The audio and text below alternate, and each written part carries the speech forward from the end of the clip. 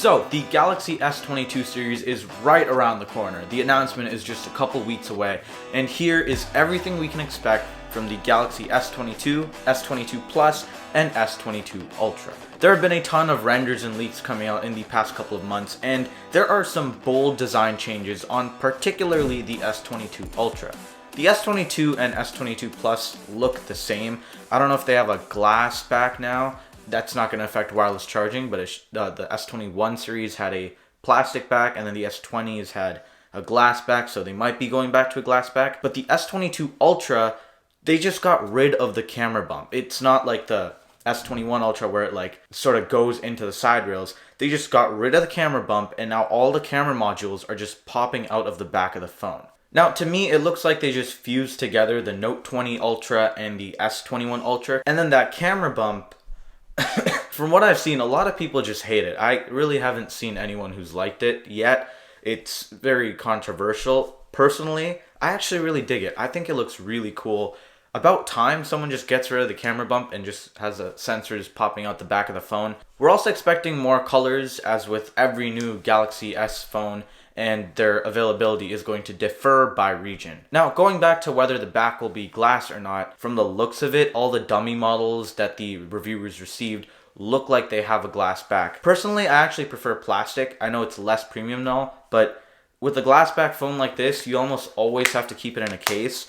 If I had a plastic back phone, I would love to rock that thing caseless, also because presumably it would be a bit more grippy in the back. Now, next up is the notability of the S22 series. Funny wording, right? Yeah, so there has been a lot of heat around whether or not this S22 series, or maybe just the S22 Ultra, will effectively just merge the Note and S line into one. There have been rumors of like a Galaxy S Note edition or something like that, and then just recently Samsung put out a little teaser of where they had two phones spinning around in dust and then fuse into one. And then I think one of Samsung's execs said like, oh, this new S22 series is going to be the most noteworthy smartphone that we've ever released. And on top of that, all the renders are showing the S22 phones with an S Pen right beside them. So the only thing is whether or not the S22 series is going to get the built-in S Pen slot.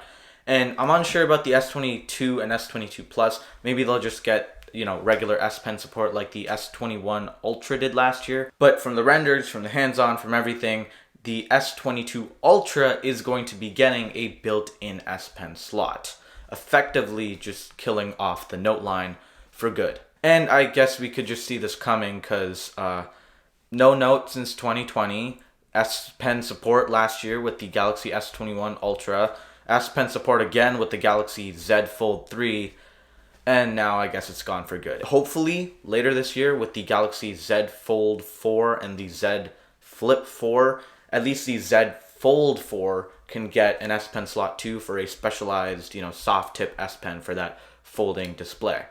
And maybe even the Galaxy Z Flip 4 can actually get just support, even though it's obviously way too small to actually stuff an S Pen in. So aside from that, there's not that many outside changes, but the screens are expected to get a slight bump up to 1750 nits of peak brightness, up from, I think, 1300 on the S21 series. And that's also going to be accompanied by 1500 nits of just regular max brightness in typical usage. And that is extremely bright.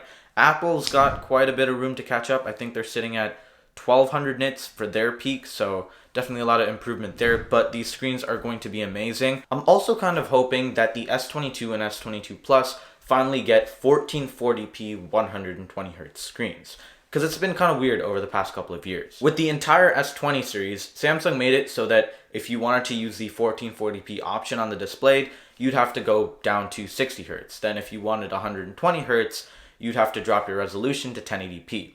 Then the next year with the S21 line, they made it so that the S21 and the S21 Plus, they just made it so that they had 1080p screens by default and they could go up to 120Hz. There was no 1440p option at all, whereas the S21 Ultra finally got the 1440p 120Hz option. So maybe this year the S22 and S22 Plus could also get that option too. I know not that many people, I think, cared that much over the 1080p 120Hz screen with the S21 and the S21 Plus, especially because they did see a price drop. But yeah, I guess we'll just have to wait and see. Moving on, Perhaps the most exciting part about the S22 series lies under the hood, and that is where we'll be getting the new Snapdragon 8 Gen 1 chip, or in select regions, the Exynos 2200. Both of the chips seem very promising. We've already seen a couple Snapdragon 8 Gen 1 phones come out a while ago. I think the first one came out like a couple days after the new year. Whereas on the other hand, Samsung ghosted its initial Exynos 2200 launch and then launched it a week later. So the Exynos 2200's new AMD RDNA 2 based GPU seems to be crushing the Snapdragon 8 Gen 1.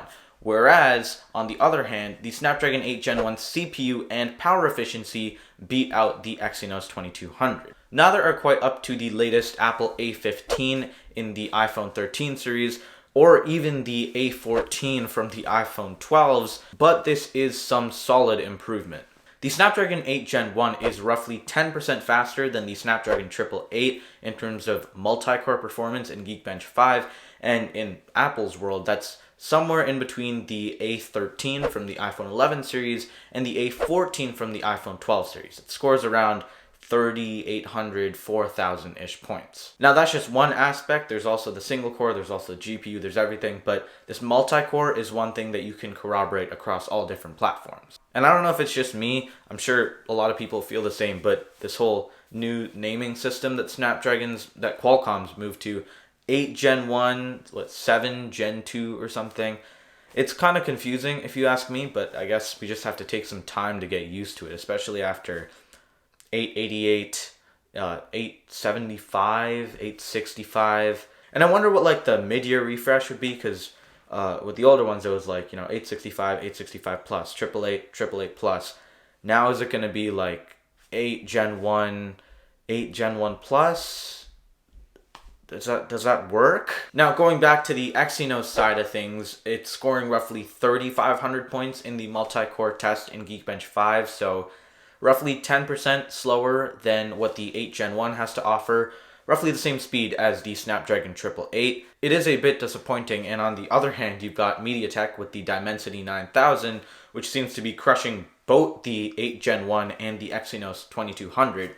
However, the Exynos 2200 is rumored to have ray tracing support, which should be a game changer for gaming.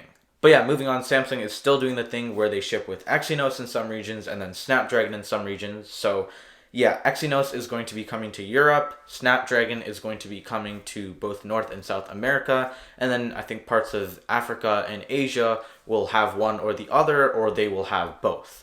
Now as for the cameras, they're supposed to be getting some minor upgrades across the board. Some of these improvements are like video stabilization, anti-shaking in photos, some better focusing, and we also might get macro capabilities with the main camera. And lastly, the price and release. So Samsung just announced that they will be holding their Galaxy Unpacked on February 9th, which is just a couple weeks away. So we're expecting all the devices to go up by $100. Actually, maybe not again. And, it's been a while since I recorded this and now about to edit and publish it. And in that time, we've been getting a couple leaks and rumors saying that apparently these devices are not going to be going up in price. And obviously there's a lot of conflict there, but from the looks of it, we're going to be seeing the S22 series remain at the same price as the S21 series. So that's $799 for the S22, $999 for the S22 Plus, and $1199 for the S22 Ultra. This is great news, but yeah, still no more micro SD card slot, and I think we're getting the glass backs now. Anyways, back to the video. So that's pretty much it for the S22 series. I'm very excited for these phones. I'm obviously not going to be getting one, and the S21 Ultra won a whole bunch of awards at MKBHD Smartphone Awards 2021, so maybe the S22 Ultra could win some. I wonder if it will. But let me know, what do you think of the S22 series down in the comments below? What do you want to see from them, and what are you most excited for? Anyways, thank you so much for watching, thanks so much for being here, and that's pretty much it for me.